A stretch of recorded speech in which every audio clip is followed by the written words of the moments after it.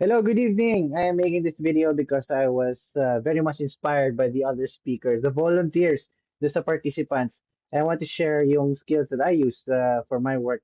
It's really helped improve my productivity sa work. It's my productivity and the ease of my how to finish my work. It's just so much easier. Actually, ako rin, Sir David, such a fan of Codex. All right. So anyway, I learned this from my good boss, Sir Nico. Special shout out kasi he taught us how to improve yung workflow namin dito sa paggamit ng AI. Hindi lang sa pag-prompt, no, and then copy pasting. There's more thinking involved, more involvement pa rin.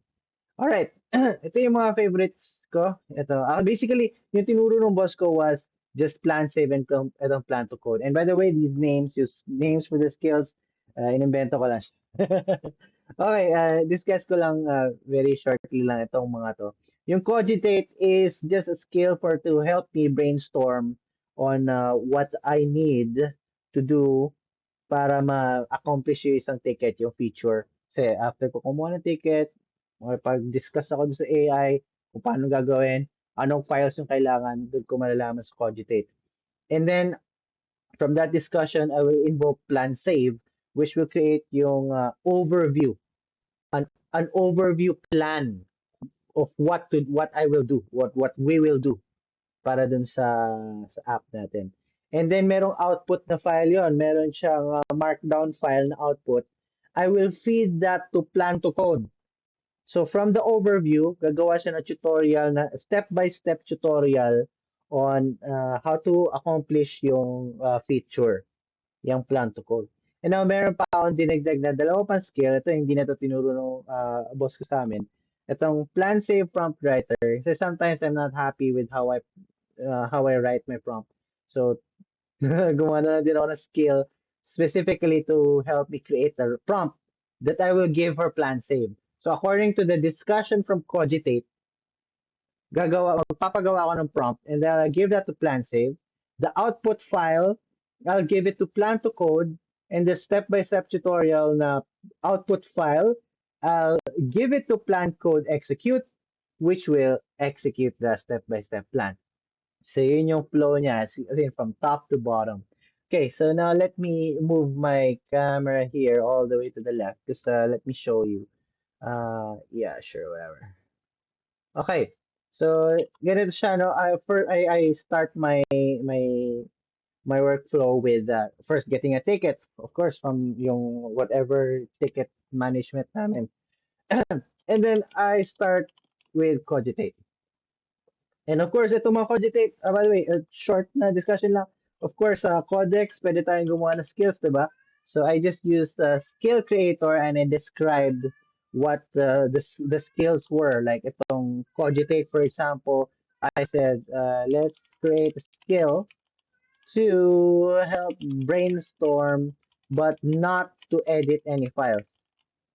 And I specified that kasi when I was a lot of times earlier when I was using this, when I was brainstorming with Codex, it started editing na my files. Na I don't want that to happen yet. We're still refining the idea. So that's why I created yung Cogitate and let's name it Cogitate. Yeah, that's how I did it. All right. Okay. So this is how I start Cogitate. Say yung prompt code would be like this. I want to change the background of the pages of the app to just a plain yellow background. So simple lang yung feature natin as it's just I'm showing you the concept. It's the only relevant files root layout and mobile header, mobile root layout. Usually that's what I do with Cogitate. I brainstorm kung ito ba yung mga files na kailangan. And then this is what I get. No? Something like this. Short answer mostly yes. And then he said suggest that maybe you should take a look at error page and maybe index. And then from this discussion, I call upon plan save. Or maybe I will invoke cogitate again and discuss further. Pero I'm happy with this na. So I say plan save prompt writer. So of course, I'm going to invoke plan save prompt writer here, right? Parang ganun. And then create an optimized prompt for plan save to implement this feature of updating the backgrounds for root layout and mobile root layout, but ignore error page. Because I don't know, I don't care. It's an error page. The user won't have to see the error page. So para lang yan sa devs. So yeah. And then yun yung output niya. The output of plan save prompt writer is this text. Yeah, just this text. Whoops. Yan. So yung text na yan, kinopy ko lang yan, and then I feed it to plan save. As in, copy paste. Yeah. Although sometimes, of course, i-review ko pa rin yan if it's what I want, no? If it's up to what I think is best. And then, after natin i-prompt yung plan save, output niya is yung overview. Yung overview, which is named like this, of course, with the date, and then ito yung itsura niyan. Yung overview ng plan. Okay, and then I will review that, and many times I will also review yung risk or rollout para if we need to tweak something to sa plan, pwede pa natin balikan yan. We could return to that. And then I open another chat, and then I give it to plan to code. So, oops, what's that?